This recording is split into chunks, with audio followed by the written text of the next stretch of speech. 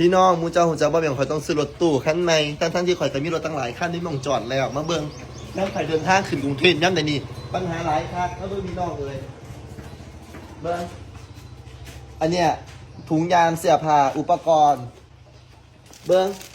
ผลหมากลากไม้โอ้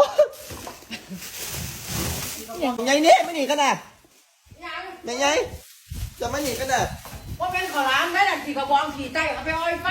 ซื่อๆว่าหนังเกือบคูแป้งปากว่าขอลองเจ้าหูจะเข้ามาถังแก๊สไม่ยายรู้จักคำว่าถังแก๊สไหมสมัยนี้กินว่าแซ่บหนึ่งเขาทั้งแก๊สน่ะซื่อๆว่าหนังเกือบคูแป้งปากอ้อยไฟกับอะไรกูว่าชอบนิสัยอันขวดหนึ่งอันนี้ก็ไปยังอันนี้ยังอันนี้ก็ยังนี่โอ้โหเลย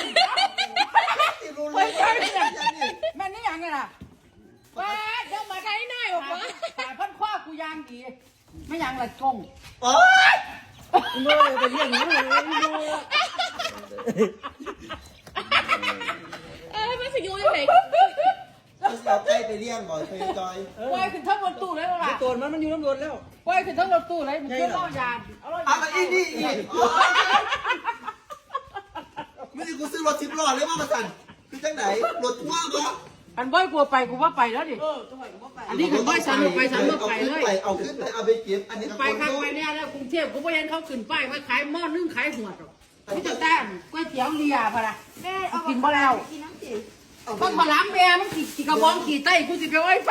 จะมีสัปดาห์นึงจะกินปฏิบัติเข่าไปกระสอบเป็นบ่ย่ายกินเบิดจังว่าเบิดบ่ลงมาเบิดบ่มาขอรองอันนี้อย่างครั้งยังมีกินบ่แซ่บเขากรุงเทพมันแข็งเกเรอันนั้นแผนกสิ้นโอ้ใส่กวาดใส่วัวใส่มันกูสะออนสูยายขอถามเจ้ากันหน่อยเจ้ารู้จักคำว่าตลาดไหมยายเดอะแมคโครกูบ่แซ่บกูบ่กล้าไปซื้อบ่แซ่บยันโควิดนี่แซ่บกูว่ามักไปแล้วเส้นพงรถ3 ถุงกุ่นยุ่งเทพเขาก็ที่ตลาดเนื้อสูนี่ล่ะเฮียปุ่นนี่กูต้องซื้อรถตู้ถามว่าพอไหมบอกพอนี่ล่ะถามว่าทำไมไม่ซื้อเอาผาดแคสนี่มึงเบิ้งกูคิดบ้าง